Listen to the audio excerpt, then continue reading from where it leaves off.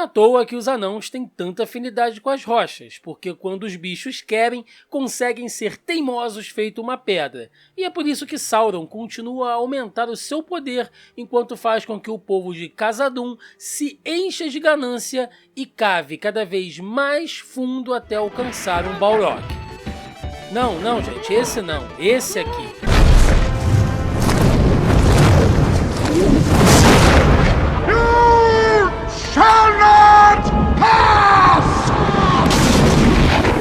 Pois é, meus amigos, chegamos ao 5º episódio da 2ª temporada de Anéis do Poder na nossa maratona, aqui a nossa jornada de análise episódio a episódio, e além das tretas que estão acontecendo nas minas de Moria, também temos o golpe de estado do Pharazôn comendo solto lá em Númenor e o Sauron que continua metendo louco ali, fantasiado, né, disfarçado de Anatar lá em Eregion, passando a perna em todo mundo. Aliás, que boa atuação do Charlie Vickers fazendo o Sauron. O bicho é ceboso, cara. Impressionante como ele consegue ser cínico e mentiroso. Olha, até o diabo ficaria com inveja desse cara. Eu mesmo não teria coragem de comprar um carro usado dele. Mas vamos lá, vamos por partes. Vamos começar focando aqui no que está acontecendo em Khazad-dûm, porque finalmente os 7 anéis dos anões foram concluídos e o rei Durin já começa a mostrar efeitos da possessão pela corrupção de Sauron. Eu vou dizer pra vocês que eu sinceramente achei que eles fossem esticar essa coisa da forja dos anéis dos anões durante toda a temporada, tá? Mas não, eles aceleraram ali, fizeram tudo bem rapidinho. 5º episódio, praticamente metade da temporada, os anões já estão com os anéis. Então eles realmente conseguiram agilizar bastante essa parte da história. E a gente também vê que a armadilha que o Sauron criou para todo mundo tem funcionado muito bem. Os anões precisam recorrer aos anéis para despertar ali os poderes da montanha, de certa maneira, para conseguir achar luz, para conseguir achar fontes de água e outras coisas que vão sendo facilitadas pelo uso dos anéis, assim como aconteceu com os elfos também. Então ele consegue fechar todo mundo dentro dessa trama muito bem. Inclusive, para não restar nenhuma dúvida de por que os anões sofrem mais diretamente os efeitos da possessão do Sauron, da sua corrupção, do que os elfos, só para deixar claro é que a forja dos anéis foram diferentes, né, gente? Os 3, que são os anéis dos elfos, eles tiveram a orientação do Sauron, mas não necessariamente ele participou ali da forja diretamente. Já os 7 anéis, não. Os 7 anéis, ele participou, ele tocou, ele imbuiu ali do seu mal dentro daqueles anéis. E é por isso que eles se comportam diferente em relação ao dos elfos. A única coisa que eu tenho certeza é que depois disso tudo vai aumentar a rixa entre os anãos e os elfos. Porque nesse momento as duas raças estão em paz. Você vê que os anões de Khazad-dûm e os elfos de Eregion estão ali fazendo uma parceria muito legal, trocando mercadorias, sementes, joias, minérios. Inclusive tem uma referência bem interessante aqui, que é apresentado pra gente uma daquelas portas élficas que será colocada na entrada, acho que leste de Moria, se eu não estou enganado, acho que é a entrada leste, que é aquela mesma porta élfica que o Gandalf com a Sociedade do Anel vai encontrar anos depois. Então achei bacana colocar aqui essa referência. Mas a gente sabe que toda essa treta no final vai fazer com que os anões, no fim de tudo, culpem os elfos pelos anéis, por eles terem dado essa oportunidade do Sauron entrar dentro da sociedade deles. Então, no fim das contas, a gente vai ter mais rivalidade entre anões e elfos. E aí vocês podem estar lembrados aqui que a gente falou em outros vídeos, como que o Sauron procura um gatilho, uma semente, uma porta de entrada para o coração e para a alma de alguém quando ele quer corromper aquela pessoa, quando ele quer usar, né?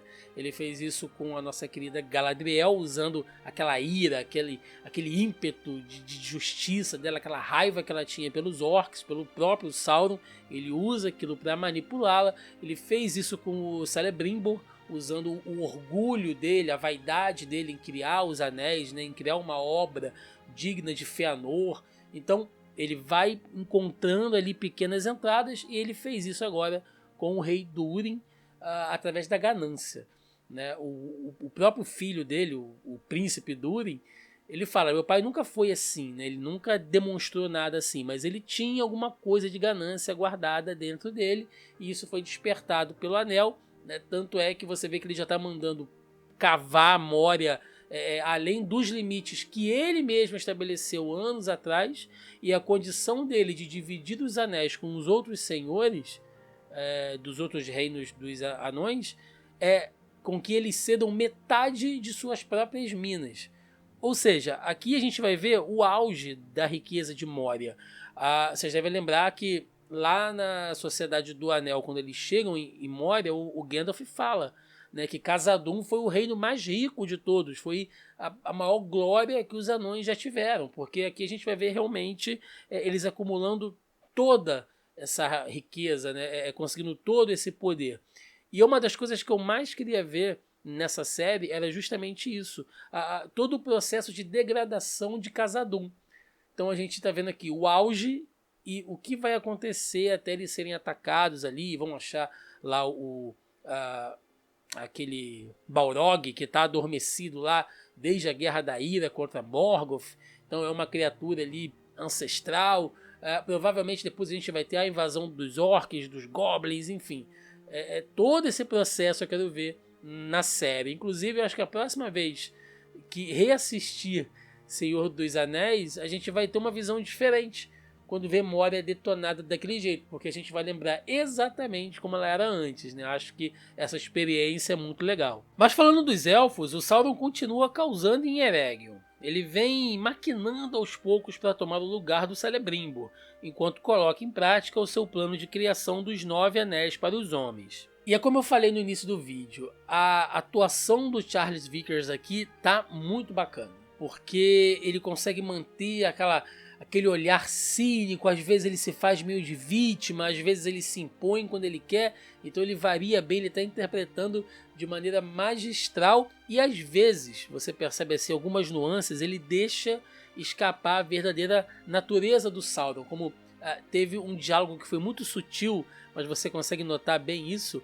a vaidade, a inveja dele, quando o Celebrimbor está recebendo os anões ali, ele está dando os 7 anéis, né, ele faz todo aquele discurso e tal, você vê que o Sauron, né, na forma do Anantar, fica super incomodado, né, você falou demais, você não deveria ter falado tanto e tal, e o Celebrimbor fala, não, realmente, eu deveria ter falado mais de você, né, eu deveria ter te dado mais reconhecimento, um pouco mais dessa glória e tal, e aí você vê que ele se enche todo, porque lá no fundinho ele também fica incomodado.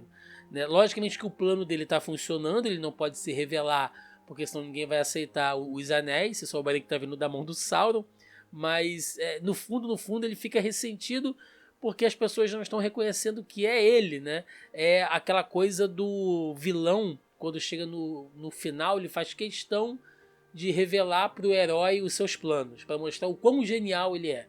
Né? Olha só, eu preciso que você saiba qual era o meu plano para você reconhecer minha genialidade, o quão inteligente e magnânimo eu sou. Só que o Sauron não pode fazer isso e aquilo fica corroendo ele por dentro. É muito bacana. E o Celebrimbor não quer fazer os anéis dos homens de jeito nenhum, porque ele entende que os homens são mais corruptíveis, e são mesmo. Né? A gente vê que nenhuma raça está imune, os próprios elfos e os anões já foram manipulados pelo Sauron, mas os homens têm uma predisposição à corrupção muito maior. E aqui o Sauron precisa manobrar um pouco mais. Né? Ele vê que pedir diretamente, influenciar diretamente, ele não consegue. Então ele diz que ele mesmo vai fazer os anéis, ele joga essa responsabilidade para cima dos aprendizes do Celebrimbor, e no final ele olha e fala, cara, eu vou ter que fazer, porque vocês estão fazendo merda, vocês não sabem fazer. Né? De novo, recorre à vaidade do mestre deles. Né? Olha, eu tô vendo onde você está errando, e eu sei como fazer certo. É aquela pessoa que está vendo você fazer algo e ela não deixa você aprender com as próprias mãos, sabe? Porque eles é uma questão didática. O Celebrimbor, ele tem uma questão didática com a vaidade dele, porque ele vai te ensinar e ele não vai deixar você errar para você aprender. Não, ele quer te mostrar a maneira correta para que você reconheça, né, como o trabalho dele é bom, é perfeito, é muito bem feito. Né? Logicamente que ele está sendo manipulado pelo Sauron para isso. Está trazendo o pior de dentro dele. Né? Então, e ele começa a sentir esses efeitos. Você vê ali que ele está quase chorando, já está todo se tremendo, porque ele sente que está sendo manipulado de alguma maneira mas ele já avançou muito para voltar atrás. Né? O próprio Sauron joga para ele ali que, olha, talvez os Anéis dos Anões tenham dado errado por culpa sua, porque você mentiu lá pro rei dizendo que não ia forjar mais nada e você continuou fazendo aqui, né? Só que, pô, então assim, você tá fazendo algo ruim, algo mentiroso, isso pode contaminar os anéis, ou seja, ele manipulou o cara para fazer o negócio e agora ele tá tirando dele da reta. Então, essa jogada política, essa sutileza, né, que às vezes eu vejo algumas pessoas reclamando quando assistem a série, tipo, mas que chato, fica só naquele blá blá blá e falando, e faz anel, não sei o que e tal, cadê a porrada, cadê os orcs?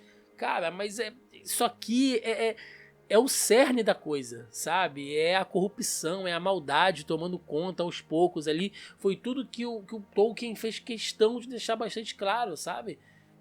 Como que o mal ele vai espreitando até ele contaminar tudo. E a série tá se dedicando a fazer isso.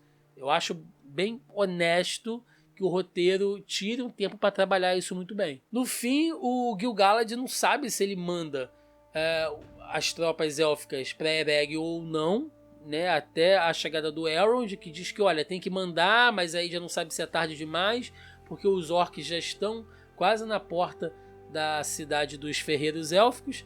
E eu termino essa parte dos elfos com uma dúvida, tá? Porque a gente vê ali o Adar propondo uma aliança para Galadriel, dizendo que eles têm um inimigo em comum e tudo mais. Eu fiquei na dúvida, será que ele já descobriu que na verdade é o Sauron que tentou manipular ele ali, dizendo que os elfos tinham uma arma e por causa disso ele tinha que ir até Eregion para atacar Eregion? Será que o Adar já descobriu? Será que ele já desconfiava daquilo ali? Ou ele continua sendo manipulado? Não sei, cara, ficou em aberto isso aí. Tô curioso para saber como é que isso vai se desenrolar. E pra gente fechar, vamos falar do que vem acontecendo em Númenor, porque agora que o trono mudou de dono, a cidade começa a passar por uma modificação política e social que vai afetar todo o reino dos homens. E eu sei que a questão de Númenor na série talvez seja assim o que mais é diferente em relação aos livros, mas eles deram uma simplificada para caber na série, né, gente? Já conversamos isso aqui diversas vezes, que não dá para ser fiel em tudo. Eu sei que a própria tomada de poder do Pharazôn é diferente, pelo que eu conversei com outras pessoas que conhecem mais a fundo a obra do Tolkien, vi outras análises, né, estudei um pouco. Eu sei que tem diferenças ali, mas para a proposta da série, eu acho que está bem redondinho. E agora o Pharazôn não precisa mais disfarçar, né? A máscara caiu porque ele assumiu o poder, então ele já começa a botar ali as garrinhas de fora. E aí, pra gente entender, né, como que ele está fazendo isso, vamos tentar enxergar isso como uma espécie de golpe mesmo, né? Digamos que ele deu um golpe de estado para retomar o poder, né? Para conseguir sentar lá no trono e colocar em prática todas as vontades dele. Só que ele não faz isso através de um golpe direto, né? Mas assim, uma questão como um golpe indireto, como acontece aí em outros países, numa política mais atual do mundo real, né? Ele, antes de tudo, ele precisa de um verniz jurídico, digamos assim. Ele precisa do quê? Ele precisa de alguma coisa que dê legitimidade para a tomada de poder sem ele chegar lá à força, né? Sem ele poderia ter reunido um monte de soldados fiéis a ele, ter chego lá e dado um golpe e falado, não, agora quem manda aqui sou eu, cala a boca. Não, ele não quis fazer assim, ele quis dar esse verniz jurídico. E para isso, ele tramou toda aquela coisa lá da Miriel ter que revelar que ela usava um Apalantir, que era um artefato élfico, e teve gente que não gostou daquilo ali, né? A própria presença da águia, que a gente já discutiu em episódios anteriores, da águia gigante, que ele usou aquilo ali como quase um marketing pessoal para ele, então ele conseguiu, né, dar essa sensação de legitimidade para a tomada de poder dele. Depois, ele tem que mexer o quê? Tem que mexer nas forças armadas. Você vê que ele está desmontando ali a tropa do mar, lá, os soldados que eram chefiados pelo Elendil. Ou melhor, ele mantém os soldados, mas ele destitui todos os oficiais, ou seja, ele vai colocar só a gente que ele confia, que ele conhece, então ele entende que ele precisa de uma força bélica, então ele mexe nas forças armadas. Então a gente tem esse verniz jurídico, tem as forças armadas, Tem a questão da opinião pública e da religião, é quando ele começa a atacar o templo dos fiéis, né? Ele entende que aquilo ali pode causar muito burburinho, aquilo mexe com a fé das pessoas, com a crença delas, então ele começa a atacar os templos, ele começa a tomar cada vez mais espaço, mais lugar. E mais, né? Você vê que ele começa a prender seus opositores, os líderes ali, pessoas que podem influenciar a opinião de outras, que é o caso do Elendil. E para finalizar, ele sabe que é importante você ter o quê? Você ter comunicação, você ter informações privilegiadas. E por conta disso, ele mantém a Palantir, a posse do artefato, só que em segredo. Porque afinal de contas ninguém pode saber que ele está usando um artefato élfico, né? Não foi esse o argumento que ele usou para destituir a antiga rainha? Pois é, então se a gente for encarar isso como um golpe de estado da vida real, você vê que o cara tá fazendo ali, ele tá ticando, né, no bingo do golpe, ele tá marcando todos os pontos aos poucos, né, para tomar conta de tudo. E o pior é que a Miriel, ela acha isso bom, né, porque ela ficou tão impactada pela profecia que a Palantir havia dado a ela de que Númenor ia cair e tudo mais, e agora ela acha que não, que já que o poder mudou de mão, o futuro mudou, então a mulher tá completamente, sabe, tá fora do jogo, assim. Ela acha que aquilo tá certo, apesar de ter gente que apoia ela poderia até tentar ali uma retomada de poder, uma resistência, uma oposição, mas até então parece que ela não vai fazer isso. Então a situação lá piora demais. E só para ressaltar, eu quero falar de dois personagens aqui, que é o filho do Pharazôn, né, um covarde danado, e a filha do Elendil, né, que é a irmã do Isildur, que são dois personagens que, ó, estão de parabéns, cara. É um imã de soco sensacional. Você sabe o que é um imã de soco? É aquela pessoa que você olha pra cara dela e automaticamente você sente vontade de dar um soco na cara dela. Pois é, são personagens assim de tão insuportáveis, covardes que eles são, cara. Isso significa que é um elogio, na verdade, porque eles estão interpretando muito bem. E essa foi a nossa análise do 5º episódio da segunda temporada de Anéis do Poder. Espero que vocês estejam gostando da série como eu, né? Eu sei que a gente tá meio atrasadinho aqui, o 6º episódio já tá no ar, essa semana sai análise, episódios 6 e 7, estamos, né, já quase passando aí pra reta final, entramos na segunda metade dessa temporada, espero que você esteja gostando, deixa nos comentários aí a sua opinião, o que você tá achando até aqui, se você tem outra informação para trazer referente a esse episódio também, comenta aqui, traz pra gente essa informação. É isso, espero que vocês tenham gostado, dê seu like ou dislike, o que você preferir, e se inscreva no canal que nos ajuda e nos incentiva bastante. Vou ficando por aqui, até a próxima, valeu!